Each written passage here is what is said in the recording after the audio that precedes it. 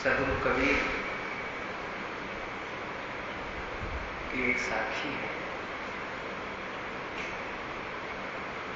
रतन का जतन करूं माड़ी का श्रृंगार, आया कबीरा फिर गया झूठा है अहंकार। नर तन रत्न का यत्न पूर्वक जतन करो, माड़ी का श्रृंगार। जो कुछ भी यहाँ ऐश्वर्य दिख रहा है, सुंदरता दिख रही है, वह उसी प्रकार समाप्त हो जाएगी जैसे पतले और साधारण कपड़े में ऊपर से जब माड़ी चढ़ा देते हैं तो उसमें चमक बढ़ जाती है, उसकी सुंदरता बढ़ जाती है, लेकिन धोने के बाद वह निशार लगने लगता है। वैसे ही समय बीतने पर जो सुंदरता है और जो ऐश्वर्य है वो समाप्त हो जाएगा और उसी में उलझकर आदमी अपने को धोखा दे रहा है। इसलिए शायद कहते हैं आया कबीरा फिर गया। आए और इस मायावी बाजार में उलझ गए और फिर चले गए और उसी का अहंकार करते रहे कि मेरा है, मेरा इतना ऐश्वर्य, इतनी संपत्ति, इतना बड़ा, इतना ऊंचा पद, इतना बड़ा विद्वान, इतना बड़ा परिवार, मेरे समान कौन है। शायद कहते झूठा है अहंकार। जो अहंकार कर रहे हो उन चीजों का अहंकार करते हैं जो अपना नहीं है। अहंकार किसका होता है?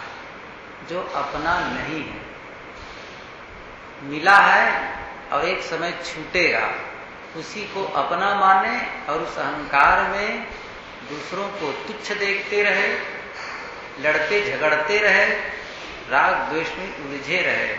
शायद कहते हैं झूठा है अहंकार। जो अहंकार कर रहे हो व्यर्थ है तुम्हारा। थोड़ी थोड़ी इन बातों को और समझें। सबसे पहली बात साहब कहते हैं, याद दिलाते हैं, रतन का जतन करो। रतन किसे कहते हैं? सूरत वासियों को रतन के बारे में बताना नहीं है। ये हीरों के लिए बहुत प्रसिद्ध शहर है जहां हीरा तराशा जाता है। डायमंड सिटी कहते हैं इसे, सिल्क सिटी भी कहते हैं।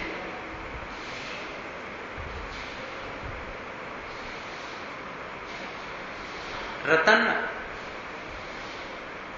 वो ऐसा एक पत्थर है जिसे लोग बहुत मूल्यवान मानते हैं, लेकिन रतन अपने आप में रतन नहीं है। रतन को हम रत्न कहते हैं, इसलिए वो रत्न है। और असली रत्न, असली महत्वपूर्ण चीज हमारे जीवन के लिए है तो रोटी, फिर कपड़ा, फिर आवास, घर मकान, असन वसन निवसन जिसे कहते हैं, भोजन, वस्त्र और आवास ज्यादा महत्वपूर्ण है। हमारे पास, हम यदि कोई जंगल में भटक गए हों, ऐसी स्थिति में हमारे पास बोरियों हीरे रखे हों, कोथरी के कोथरी, उससे भूख तो नहीं जाएगी। इस पर वो महात्मा लोग जो कहानी कहते हैं, एक राजा के यहाँ एक सन्यासी आमंत्रित हुआ। सन्यासी बहुत साधना संपन्न और प्रसिद्ध था। राजा ने भी सोचा कि सन्यासी को बुलाऊं, उनकी सेवा करूं, उनके सानिध्य प्राप्त करूं। बुलाया। सन्यासी एक चौकी पर बैठे हुए थे, तखत पर बैठ गए। राजा बैठे कुछ दूर पास में ही।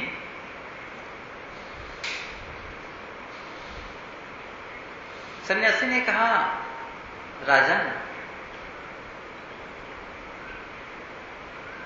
जीवन में अध्यात्म ही सरसता भरता है, अध्यात्म ही अमृत है और सब मृत है, व्यर्थ है।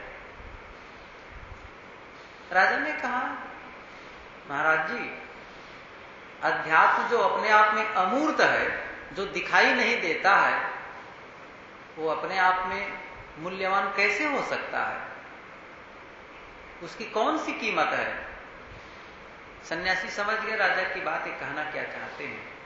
उन्होंने कहा, राजन, अध्यात्म मूल्यवान नहीं है तो क्या आपका राज्य मूल्यवान है? राजा ने अहम पूर्ण वचनों में कहा कि महाराज, बिल्कुल, राज्य मेरा बहुत मूल्यवान है। इतना मूल्यवान है, आप देखते नहीं हैं, सभी लोग राजा बनना चाहते हैं, राज्य को पाना चाहते हैं, और इसके लिए कितनी होड़ मची हुई है। कौन ऐसा व्यक्ति होगा जो राजा न बनना चाहता हो? राज्य मूल्यवान है, तभी तो इसको सब पाना चाहते हैं। सन्यासी ने कहा, राजन, जिस राज्य की कीमत केवल 2 गिलास पानी है, उसको आप मूल्यवान मान रहे हैं? राजा के अहंकार में चोट लगी। उन्होंने कहा, महाराज जी, आप अपनी बातों को स्पष्ट करिए, क्या कह रहे हैं? इतना मूल्यवान राज्य जिसे आप 2 गिलास पानी से तोड़ रहे हैं? उन्होंने कहा, राजन, आप शिकार करने जंगल गए, देवयोग से आपका घोड़ा मचला, दूर जंगल में चला गया, सघन वन में उलझ गया, आप अकेले प्यासे हैं, पानी से तड़प रहे हैं, पानी के बिना तड़प रहे हैं, बहुत प्यास लगी हो, लगा कि पानी नहीं मिलेगा तो कुछ ही देर में प्राण पखेरु उड़ जाएंगे। उसी समय एक कोई आदमी आए और एक गिलास पानी लेकर आपके सामने खड़े हो जाए और ये कहे, मैं पानी तो पिला दूंगा, लेकिन एक शर्त है, आप अपना आधा राज्य मुझे देंगे तब। राजन, आप क्या करेंगे? कहेंगे, अरे भाई, प्राण है, प्राण का बहुत महत्व है, आधा राज्य देकर मैं 1 गिलास पानी पी लूंगा। अच्छा, उन्होंने कहा, जैसे आप पानी पिए, कुछ दूर चले, बस एक संयोग ही कहिए, आपको मूत्र निरोध हो गया, पेशाब रुक गया और पीड़ा होने लगी, बहुत पीड़ा, इतनी पीड़ा कि असहनीय, आप तड़पने लगे। उसी समय एक दूसरा व्यक्ति आ जाए, 1 गिलास पानी लेकर, दवाई लेकर, और कहे, मैं इस पानी में दवाई घोल के आपको पिला तो सकता हूं और आपकी पीड़ा खत्म भी हो जाएगी, लेकिन एक शर्त है, आप अपना आधा राज्य मुझे देंगे तब। राजन, आप क्या करेंगे? कहे, सबसे महत्वपूर्ण तो है प्राण, प्राण नहीं रहेगा, जीव नहीं रहेगा तो राज्य किस काम का? आधा राज्य उसे देकर मैं अपना प्राण बचाऊंगा और उस दवाई को जरूर पीऊंगा। महात्मा ने कहा, समझ गए, आपके राज्य की कीमत कितनी है? 1 गिलास पानी पीने और 1 गिलास पानी निकालने में इतनी ही तो कीमत है। आपके पूरे राज्य, आधा राज्य 1 गिलास पानी पीने के लिए मिला और आधा राज्य की कीमत हुई 1 गिलास पानी निकालने के लिए। इसी को मूल्यवान कर रहे हैं। राज्य कुछ समय के लिए मूल्यवान है, स्थिर नहीं है। मैं ये कह रहा था, रतन के विषय में कह रहा था कि रतन है क्या? ये जो हम देख रहे हैं रतन, सोना, चांदी, हीरे, जवाहरात, ये रतन अपने आप में नहीं है, इसको हमने मूल्य दिया है। असली रतन अपना ये जीवन है, जिसके लिए साहब का संकेत है कि रतन का जतन करो। यह नर्तन ही रत्न है और इस शरीर को हम रत्न कह सकते हैं, जिसका मूल्य आंका नहीं जा सकता है। एक आदमी बहुत अपने आप को गरीब मानता था, दीनहीन मानता था, मैं बहुत गरीब हूं, मैं बहुत दीनहीन हूं और मेरे समान दरिद्र कोई नहीं है। एक महात्मा के पास गए, महाराज मैं बहुत दरिद्र हूं, कुछ आशीर्वाद दीजिए, कुछ मुझे मिले। महात्मा ने कहा, बड़े विचित्र हो, करोड़ों की संपत्ति बांधे घूम रहे हो और कहते हैं मैं गरीब हूं, मैं दरिद्र हूं। महाराज आप भी मजाक करते हैं, खाने को मेरे पास एक अन्न के दाना नहीं है, फूटी कौड़ी मेरे जेब में नहीं है और आप मुझे करोड़ों की संपत्ति बांधे घूम रहे कहते हैं। उन्होंने कहा, ऐसा है, एक बात तो मैं बताता हूं, मेरा एक शिष्य है मुंबई में, वो ऐसा ही करता है, लोगों के अंग को खरीदता है। आप चाहें तो अंग बेच करके आप धनी हो सकते हैं। अच्छा बताइए, मैं उनसे बात करूं, आप अपने एक हाथ को दे दें, वो आपको 20,000 रुपये देंगे? महाराज गजब है आप भी, हाथ ही दे दूंगा तो पैसा लेकर क्या होगा? 20,000 में हाथ नहीं दे सकता अपना। अच्छा आप दोनों हाथ दे दीजिए, मैं तुम्हें 1 लाख रुपये दिला दूंगा। लेकिन ये भी संभव नहीं है, 1 लाख रुपये लूंगा और दोनों हाथ ही कट गए तो मतलब क्या निकला फिर?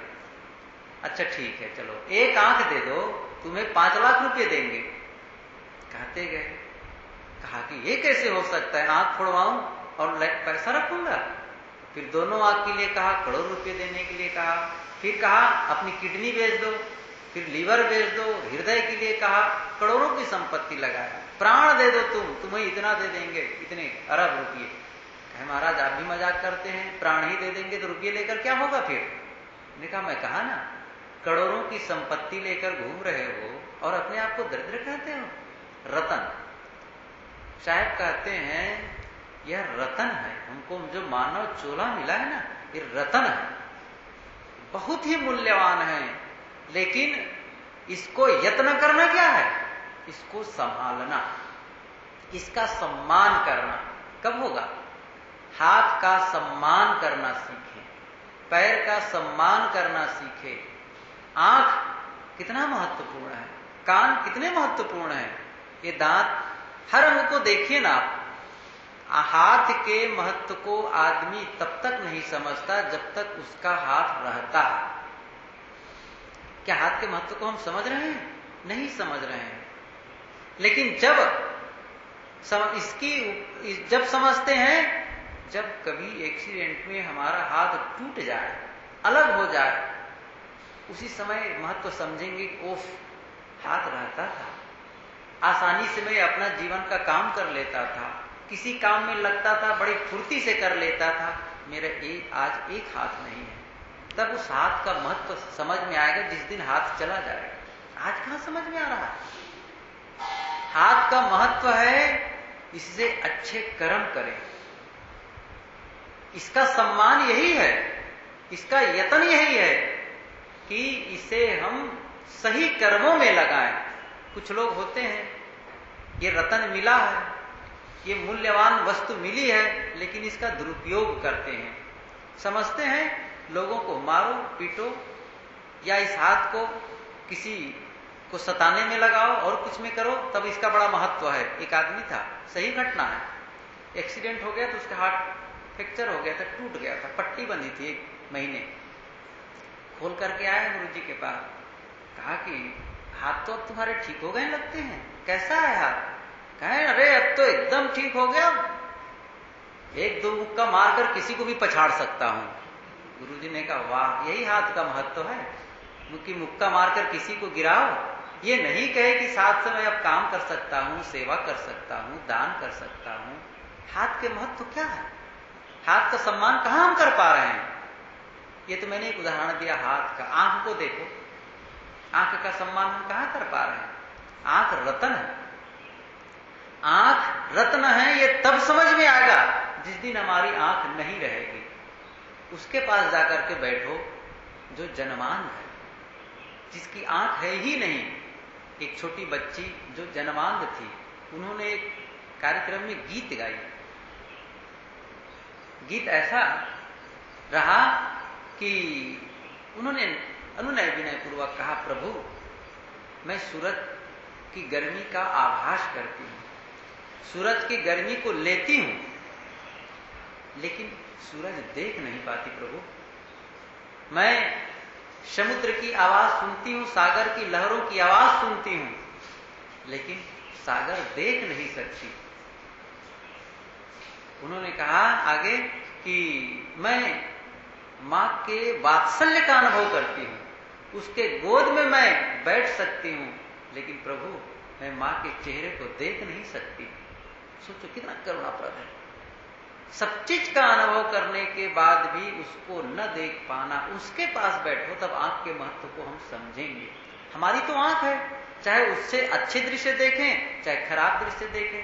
चाहे उससे संत महात्माओं के पास जाकर उनके दर्शन पर्शन का लाभ लें, सदग्रंथ पढ़ें, या जीवन व्यवहार का काम करें, या टीवी पर घंटों बैठकर सिनेमा देख करके आंख फोड़ें, वो तो अपना स्वतंत्र विचार है, लेकिन उसका सम्मान कहां हुआ?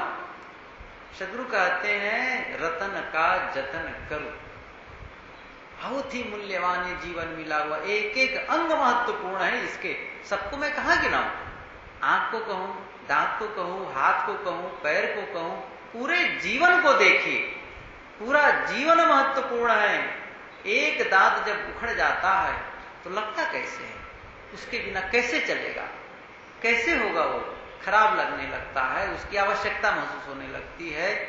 ये सब रतन है, और सबसे ज्यादा महत्वपूर्ण रत्न यदि हम कहें तो मन है, सर्वाधिक महत्वपूर्ण रत्न है मन।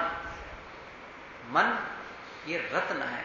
यदि हम पागल होते, हमारा दिमाग विक्षिप्त होता, न सत्संग से मतलब होता, न कारोबार से मतलब होता, कपड़े फाड़ते घूमते, कब नंगा है, कब क्या खा रहे हैं पता ही नहीं होता, उस दशा को सोचिए।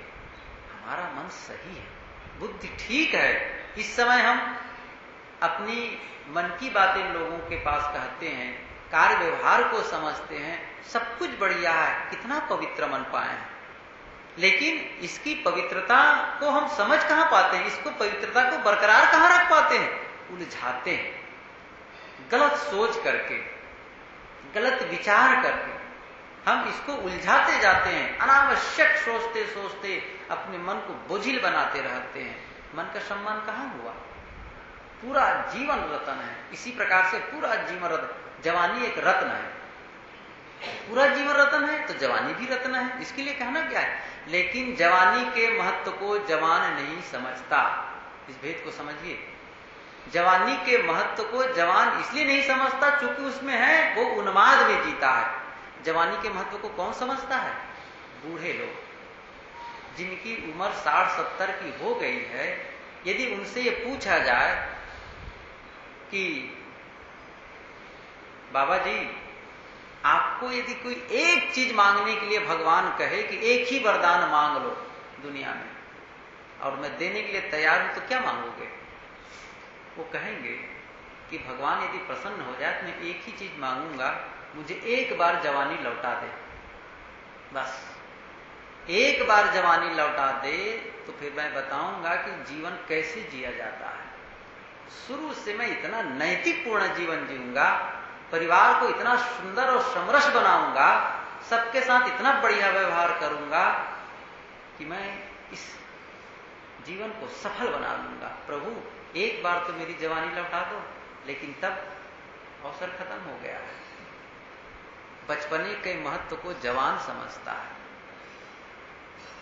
इन युवकों से पूछ लो जो पढ़ लिख कर बिल्कुल तैयार हैं एकदम, और जगह जगह नौकरी के लिए घूम रहे हैं, उनसे पूछो क्या चाहिए, तो कहेंगे मुझे एक बार बचपना फिर लौटा दो, बस पहली कक्षा में दर्ज करा दो, तो मैं ऐसी पढ़ाई करूंगा कि हर क्लास में फर्स्ट आऊंगा, फर्स्ट एंड फर्स्ट, हर समय बिल्कुल मेरिट में मेरा नाम लिखा रहेगा, और सब माता पिता के साथ ऐसी विनम्रता, ऐसी अनुशासन से रहूंगा कि हर काम कायदे से।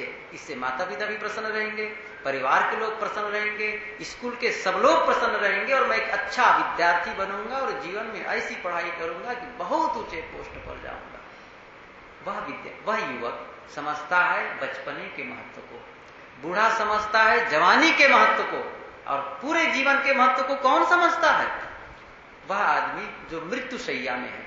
पूछ कर देखो उनसे, जो अब तब मरने और डॉक्टर कह रहा है बस 2 घंटे का मेहमान है, उसके बगल में बैठो, पूछो कैसा लगता है? पूरे जीवन उसको लगेगा मैं हार गया, हताश हो गया। और बड़े बड़े लोग हारे हैं। औरंगजेब के लिए कहा जाता है, अंत में उन्होंने कहा, अपने बेटे को पत्र लिखते हुए उसने लिखा कि जीवन बहुत कीमती था, लेकिन मैंने यूं ही खो दिया। हर आदमी का जीवन मूल्यवान है, लेकिन यूं ही खो दिया। अंतिम बेला में जब अब तक दीपक बुझ रहा हो, तब पूरे जीवन का महत्व समझ में आता है। इसीलिए किसी ने बहुत सुंदर गाया है, जीवन खत्म हुआ तो जीने का ढंग आया, जब बुझ गई समा तो महफिल में रंग आया। जीवन खत्म होता है तब जीने का ढंग आता है। रत्न को समझे, आज अवसर है। साहब कहते हैं रतन का जतन करो, ये नर्तन रत्न का जतन करो।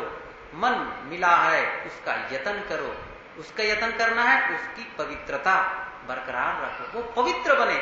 ऐसा कोई काम ना करो जिससे मन अपवित्र हो, पीड़ित हो, क्लेशमय हो। क्लेश रहित मन बनाओ, ये संकल्प लें सब लोग। हम अपने मन को क्लेश रहित बनाएं। क्लेश रहित कब बनेगा? ये दोनों ही आपके लिए सामने हैं। क्लेश युक्त भी बना सकते हैं, क्लेश रहित भी बना सकते हैं। ऐसे कर्म न करो जिसको लेकर पछताना पड़े, पीड़ा हो। पश्चाताप, पश्चाताप का मतलब ही होता है, उसका अर्थ ही साफ हो रहा है। पश्चाताप, ताप कहते हैं जलन को, और पश्चात बाद में। वह कर्म जिसके करने के बाद जलन हो, पीड़ा हो, करो ही मत। सबसे बढ़िया उपाय यह है, सबसे अच्छा उपाय यह है कि हम पहले ही समाप्त कर दें। रोग लगने के पहले ही आप सावधान हो गए, उससे बड़ी ये कितना अच्छा है कि आप रोग लगने के बाद औषध करते हैं। एक संत कहा करते थे, रोगस्य पूर्वम औषधम, रोग के पहले ही दवाई कर लो। कितना बढ़िया है। ऐसी सावधानी बरतो, ऐसा उपाय करो कि रोग लगे ही मत, क्लेश ही ना हो। क्यों अपने आप को उलझाते हैं? वो कौन समझदार होगा जो रोग पैदा करे, फिर दवाई लेकर के ठीक हो, फिर ठीक हो, फिर रोग पैदा करे, फिर ठीक हो? कोई बुद्धिमानी है? अरे अच्छा है कि आप रोग ही पैदा ना करो, क्लेश आए वह काम ही ना करो, तो बाद में पश्चाताप वाली कोई बात ही नहीं है। इसलिए पूरे जीवन को हम समझें, इसका सम्मान करें, इसका उपयोग करें, इसका सही काम करें जीवन में, तभी हम क्लेश रहित जीवन जी सकते हैं, क्लेश रहित मन बना सकते हैं। तो साहब कहते हैं रतन का जतन करो। और अंतिम रतन क्या है? आत्मा। ये महारत्न है जिसकी उपस्थिति में सारा जीवन चलता है, जो केंद्र में है और सब परिधि में नाच रहे हैं, जिसके हुए बिना ये सारा संसार बिल्कुल असार हो जाएगा। न हम बोल पाएंगे, न सुन पाएंगे, न देख पाएंगे, न सुन पाएंगे। उसको यतन करो, उसको जतन करो, जतन से रखो। आप लोग को यदि कहीं 2-4 हीरे मिल जाएं तो आप उसको कहां रखेंगे? क्या आप इसी आंगन में छोड़ देंगे? नहीं, उसको ले करके आप अपने कमरे के अंदर जो विशेष बाक्स या अलमारी होगा लाकर वहां डालेंगे। सुरक्षा चाहिए। रतन मिला है और उसका अवमूल्यन किए जा रहे हैं, चाहे जैसे उलझाए जा रहे हैं। आत्मा को जतन करने का मतलब है मन इंद्रियों का परिष्कार करना, उसको शुद्ध करना। ये आवरण है, अज्ञान का आवरण, अविद्या का आवरण, नासमझी का, गलत कर्मों का जो आवरण हमारे ऊपर है, सबको ठीक ठाक कर लेना। यही तो अपना सम्मान करना है, यही तो उसको जतन करना है।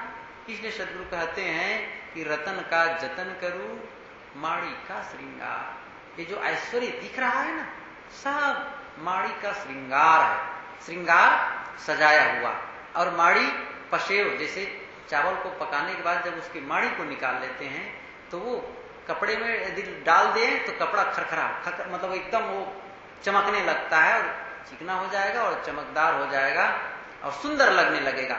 बहुत साधारण और पतला कपड़ा भी उस समय चमकने लगता है, लेकिन धोने के बाद बिल्कुल उसकी असलियत पता चल जाती है। माड़ी कहते हैं, बाजार को भी कहते हैं। दिन में जाओ, किसी सुपरमार्केट में जाओ, बड़ा चहल पहल, सूरत में जाओ चहल पहल एकदम मस्त, सुंदर सुंदर। रात में जाओ, फिर बिजलियां जली, फिर और अच्छे, 11 बजे, 12 बजे, 1 बजे, 2 बजे, सब खत्म। कहाँ ऐश्वर्य है? सारा ऐश्वर्य क्षणिक है। जो हमको भी ऐश्वर्य मिला है, प्राणी और पदार्थों का, परिवार का, मित्रों का, जो कुछ भी पसारा है, थोड़े समय के लिए है, छूट जाता है।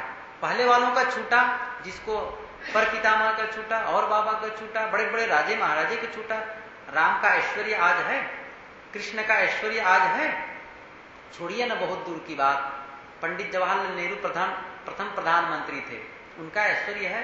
महात्मा गांधी का ऐश्वर्य है, इंदिरा गांधी का ऐश्वर्य है, सबका तो ऐश्वर्य जा रहा है।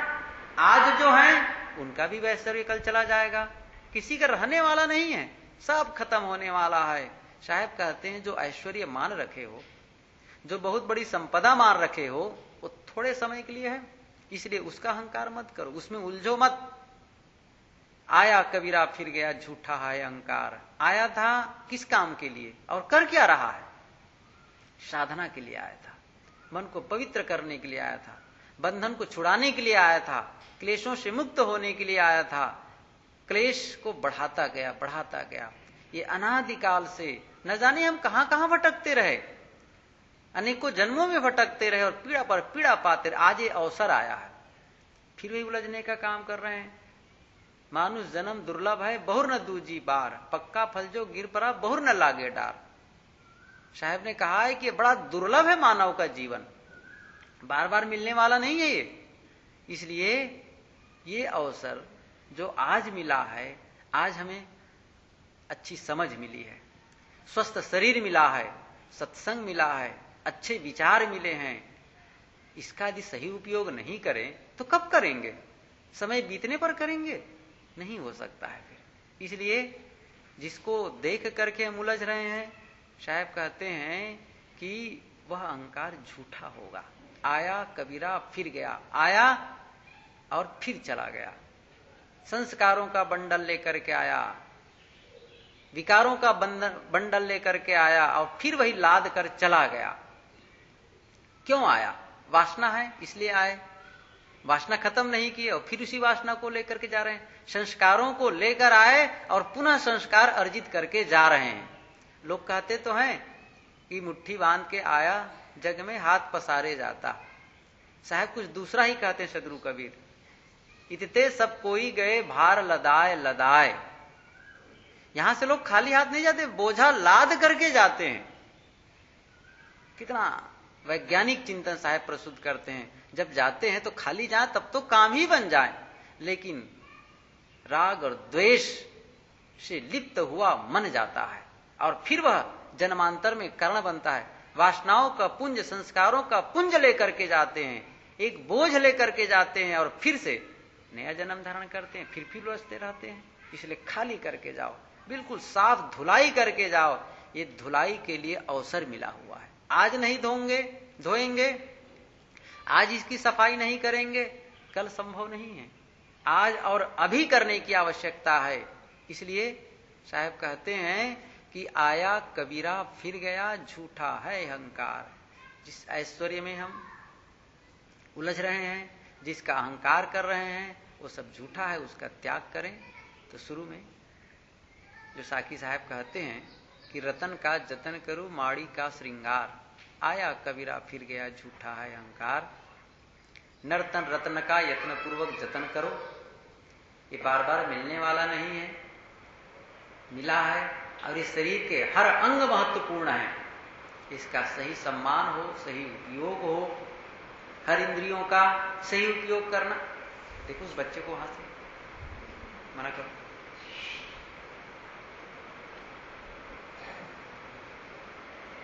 दुरुपयोग न करें, गलत उपयोग न करें। आंख से वही देखे जो देखने योग्य है, कान से वही सुने जो सुनने योग्य है, हाथों से वही करें जो करने योग्य है। सब कुछ का सही उपयोग करें, करने के बाद दुखी ना हो, पीड़ित ना हो। यही हमारी सफलता होगी, यही पहचान और यही कसौटी होगी। लोग समझते हैं आखिर हम कैसे जाने कि यह गलत है या सही है। बहुत सरल। धर्म कोई कठिन है? धर्म इतना सरल है कि वह कोई भी समझ सकता है। जिन कर्मों के करने के बाद मन में उलझन हो, पीड़ा हो, उद्वेग हो, बस एक प्रयोग हो गया, आगे टाइम उसको बंद कर दे। भजन क्या है? भजन है गलतियों को न दोहराना। बहुत सीधी सादी परिभाषा में कई बार आप लोगों के बीच कहा करता हूं, गलतियों को न दोहराना सबसे बड़ा भजन है। गलती किए, अनुभव हुआ, बस फिर से ना करें उसको। लेकिन हम ऐसे हैं कि फिर वही गलती करते हैं, फिर से वही गलती करते हैं जिन गलतियों को करके हम अनेकों बार दुख पा चुके हैं। और ये हर आदमी का अनुभव है, मेरा अनुभव, सबका अनुभव है। कि उन गलतियों को बारंबार हमने दोहराया है, जिसे करके हमने पश्चाताप किया है, और फिर से कमर कस रहे हैं कि वही गलती दोहराएंगे। कैसे विडंबना है हमारी समझदारी की, ये बुद्धिमानी की। सही उपयोग नहीं हो पा रहा है। बुद्धि का सही उपयोग हो, कर्मों का सही उपयोग हो, पूरे जीवन का सही उपयोग हो, अंत में पश्चाताप ना करना पड़े। नीतिकार कहते हैं दिन भर ऐसा काम करो कि रात में जब बिस्तर पर जाओ तो पछताना ना पड़े कर्मों को लेकर के। 8 महीने ऐसा काम करो जो 4 महीने बरसात के मौसम में सुंदर बैठकर खाओ, आराम से रह सको, खा सको।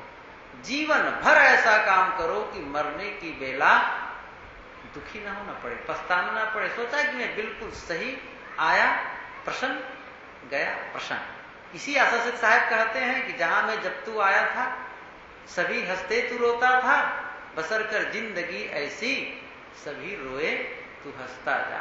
क्या ऐसी तैयारी है हमारी कि मरते समय हम हंसते हुए जाएं, प्रसन्न होकर के जाएं? काम जिसका पूरा रहेगा वो प्रसन्न रहेगा, काम जिसका अधूरा रहेगा, गलत रहेगा, उसको रोना है। बीते हुए क्षण को देख लें, अभी तक आपको हम सबको कैसे लगता है? आज ही कोई आ जाए और कहे कि चलो टाइम खत्म हो गया, तो जितने दिन बीते हैं लगता है पूरा हो गया? लग नहीं रहा है अधूरा है अभी। सबको लग रहा है कि अभी तो थोड़ा और रहना पड़ेगा, 5-10 साल की आवश्यकता तो अभी पड़ ही जाएगी, ये काम बाकी, वो काम बाकी, कब होगा? मैं समझता हूं ये अनुभव आप 90 और 100 के होंगे तब भी वही अनुभव होगा। ये आप नोट कर लीजिए, यदि काम पूरा नहीं किया गया तो यह अनुभव आप 100 साल की उम्र में भी करेंगे। इसीलिए राजा ययाति की कथा लिखी गई है। कथा काल्पनिक है, लेकिन इसी बात को समझाने के लिए अंतिम में मरने की बेला में मृत्यु आती है, तब कहता है कि चलो समय हो गया। उन्होंने कहा अरे अभी तो संसार का सुख भोग ही नहीं पाया, मुझे कुछ दिन और रहने दो। कि नहीं, ये नहीं हो सकता, चलना ही पड़ेगा। तब कुछ तो उपाय बताओ। तो मौत ही बताती है। सोचो ना, आजकल भी वही होता है, जिस अधिकारी के चंगुल में आप फंसे रहेंगे ना, वही उपाय बताता है, ऐसा करो तो आपका काम बन जाएगा। वही नोटिस भेजा है और उसी के पास जाओ, भाई कैसे करे, तो कहेंगे ऐसा ऐसा करो बस बन जाएगा। वही उपाय भी बताता है। तो मौत ही उपाय बता रही। देखो बचने के एक साधन है क्या? आप अपने लड़कों में से जवानी मांग लो, एक लड़के को ले जाऊंगा और फिर उसकी जवानी को लेकर के भोगो। बात समझ में आ गई। लड़कों से कहा, उन्होंने विनय किया, बच्चों जवानी दे दो। कौन तैयार होता है? बूढ़ा मरना नहीं चाहता, जवान मरना चाहेगा? नहीं, हम नहीं जाएंगे। लेकिन एक लड़के, छोटे लड़का था, उसकी उम्र थी 20 वर्ष। उनसे जाकर कहा, बेटा आप अपनी जवानी दे दो। कि ठीक है पिताजी, मैं दे दूंगा जवानी अपनी। मौत ने आकर उस लड़के से कहा, तुम बड़े बुद्धू हो, अनाड़ी हो, तुम्हारा पिता मरना नहीं चाहता है, तुम तो भी संसार देखे ही नहीं हो, फिर क्यों जाना चाहते हो? लड़की बड़े बुद्धिमान, लड़का बड़ा बुद्धिमान था। उन्होंने कहा मैं समझ लिया, देख लिया, जब पिताजी इतने बूढ़े होने के बाद इस संसार से अधूरापन महसूस कर रहा है, उसे पूरा सुख नहीं मिला है, तो मैं समझ लिया कि मैं भी यदि इतना लंबा जीवन जीऊंगा तो मेरी भी वही स्थिति आएगी। मैं अच्छी तरह समझ लिया हूं, मुझे कोई आवश्यकता नहीं संसार के सुख होने की, मैं जाने को तैयार हूं। वो चला गया, उसकी जवानी मिल गई। काल्पनिक है। आगे फिर वही, जब समय हुआ तो फिर मौत आ गई। अब तो समय हो गया, उसकी भी जवानी खत्म। तब तक कुछ बच्चे और हो गए थे। तब फिर उन्होंने कहा, फिर वो उपाय। ऐसा करते करते 1000 साल जी गए। अंत में उन्होंने लिखा, फिर भी अतृप्त, कहा न जातु कामा कामनाम भोगे साम्यति हविषा कृष्ण वर्त में भूया एवाभिवर्धते। ये भागवत की कथा है। न जातु कामा कामनाम भोगे साम्यति, भोगों को भोग करके कामनाएं समाप्त नहीं होती।